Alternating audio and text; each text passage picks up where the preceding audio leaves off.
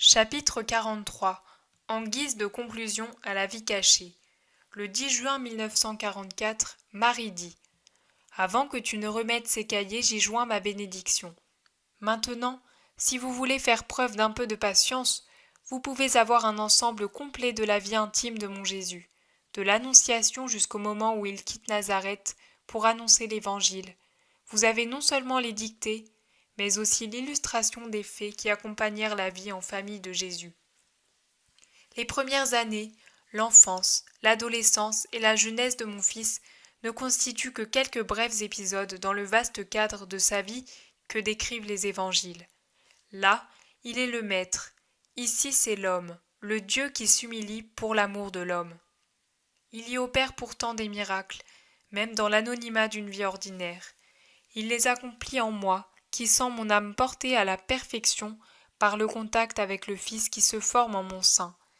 Il les accomplit dans la maison de Zacharie, en sanctifiant Jean-Baptiste, en facilitant l'accouchement d'Élisabeth, en rendant la parole et la foi à Zacharie.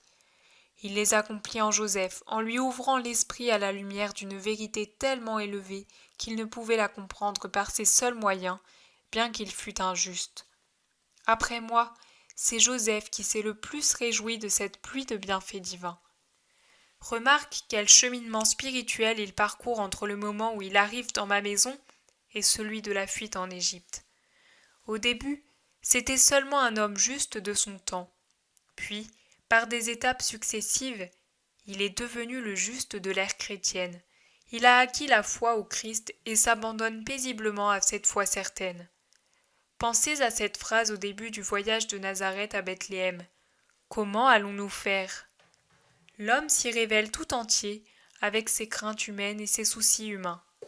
Puis, il arrive à l'espérance. Dans la grotte avant la naissance de Jésus, il dit « Cela ira mieux demain ». Jésus qui vient le fortifie déjà par cette espérance qui est l'un des plus beaux dons de Dieu. Une fois sanctifié par le contact de Jésus, il passe de l'espérance à la hardiesse. Il s'était toujours laissé guider par moi en raison de la vénération qu'il nourrissait à mon égard. Maintenant, c'est lui qui dirige les choses matérielles tout comme les plus importantes. C'est lui qui, comme le chef de la Sainte Famille, prend les décisions qui conviennent. Non seulement cela, mais à l'heure pénible de la fuite, après que des mois d'union avec le Fils de Dieu l'eurent saturé de sainteté, c'est lui qui me réconforte de ma peine et qui me dit « Même si nous devions tout perdre, nous posséderons toujours tout, parce que nous l'aurons, lui. » Mon Jésus accomplit ses miracles de grâce chez les bergers. L'ange se rend là où se trouve le berger, que sa rencontre passagère avec moi prédispose à la grâce, et il le porte à celui qui est la grâce, même pour qu'il le sauve pour l'éternité. Il opère des miracles, là où il passe, exilé ou revenu dans sa petite patrie de Nazareth. Car là, où il était la sainteté, se répandait comme une tache d'huile sur un linge ou le parfum des fleurs dans l'air. À moins que ce ne soient des démons, ceux qu'il touchait le quittaient avec un ardent désir de devenir saints. Là où se trouve cette ardeur, elle est racine de vie éternelle, parce que celui qui veut être bon le devient. Or, la bonté fait accéder au royaume de Dieu. Vous avez eu maintenant, par des détails qui en éclairent les diverses périodes, l'évocation de la sainte humanité de mon Fils, de l'aube de sa vie à son crépuscule. Et si ton directeur le juge bon, il peut en faire un ensemble ordonné qui formera un tableau complet.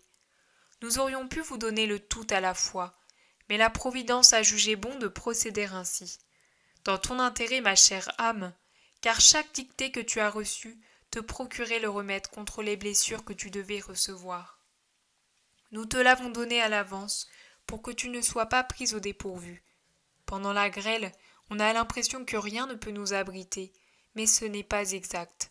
La tempête fait apparaître l'humanité qui dort ensevelie sous les eaux spirituelles, mais elle ramène aussi à la surface les semences d'une doctrine surnaturelle tombée dans votre cœur et qui attendent justement cette heure de tempête pour germer, apparaître à nouveau et vous dire « Nous sommes là aussi, nous, pensez à nous ».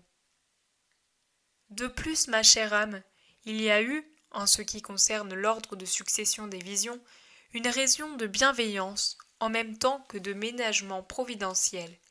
Comment aurais-tu pu, dans ton accablement actuel, voir certaines visions et entendre certains exposés? Tu en aurais été blessé au point de te rendre incapable de remplir ta mission de porte-parole.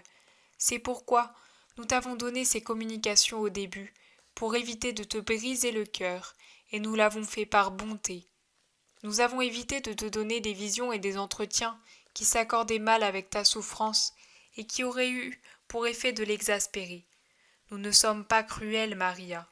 Nous agissons toujours de manière à vous réconforter et non pas à vous affoler et à accroître vos souffrances. Il suffit que vous nous fassiez confiance. Il vous suffit de dire avec Joseph « S'il me reste Jésus, tout me reste », pour que nous venions rassurer votre âme par des dons célestes. Je ne te promets pas des grâces et des consolations humaines. Je te promets les mêmes consolations que celles qu'a eues Joseph, des consolations surnaturelles, car, que tout le monde le sache, à cause des usuriers qui serrent à la gorge le pauvre réfugié, les cadeaux des mages disparurent avec la rapidité de l'éclair dans l'acquisition d'un toit, du minimum de mobilier nécessaire à la vie, de la nourriture qui était indispensable. Nous n'avions que cette ressource en attendant de trouver du travail. La communauté juive est toujours prête à s'entraider, mais la communauté que nous trouvions en Égypte n'était composée que de réfugiés persécutés, pauvres donc comme nous, qui venions nous y joindre.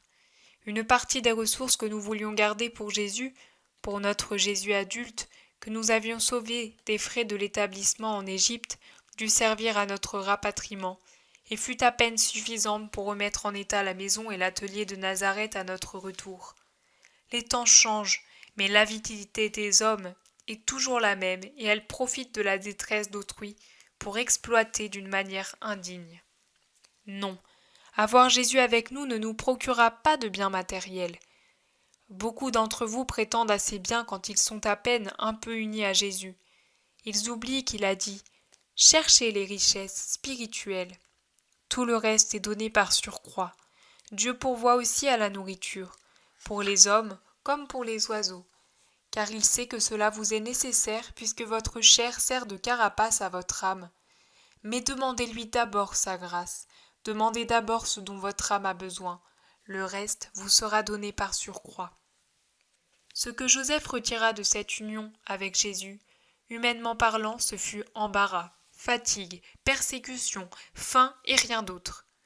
Mais comme il s'attachait à Jésus seul, tout s'est changé en paix spirituelle, en joie surnaturelle. Je voudrais vous amener au point où en était mon époux quand il disait « Même si nous ne devions plus rien avoir, nous posséderions toujours tout, car nous avons Jésus. » Je le sais, le cœur se brise. Je le sais, l'esprit s'enténèbre. Je le sais, la vie se consume. Mais Maria, appartiens-tu à Jésus? Veux-tu être à lui, au point de mourir comme Jésus est mort? Ma petite qui m'est si chère, pleure, mais reste forte et persévère. Le martyre ne réside pas dans la forme de la torture, mais dans la constance avec laquelle le martyr la supporte. Le martyre peut venir par une arme, mais aussi bien par une souffrance morale, si le but auquel on vise est le même. Tu le supportes par amour pour mon fils. Ce que tu fais pour tes frères, tu le fais pour l'amour du Christ, qui veut leur salut. C'est là ton martyre. Reste-y fidèle, ne désire pas tout faire par toi-même. Comme l'étreinte est trop forte pour que tu puisses encore trouver la force de te conduire toute seule et de dominer ta nature humaine en retenant tes larmes, il suffit que tu laisses la souffrance te torturer sans te révolter. Il suffit que tu dises à Jésus « Aide-moi ». Ce que tu ne peux faire, lui le fera en toi. Reste en lui toujours. Ne cherche pas à en sortir, et même si la souffrance, tant elle est grande, t'empêche de voir où tu seras toujours en Jésus. Je te bénis. Dis avec moi, gloire au Père, au Fils et à l'Esprit Saint. Que soit toujours ton cri, jusqu'au moment où tu le diras au ciel. Que la grâce du Seigneur soit toujours avec toi.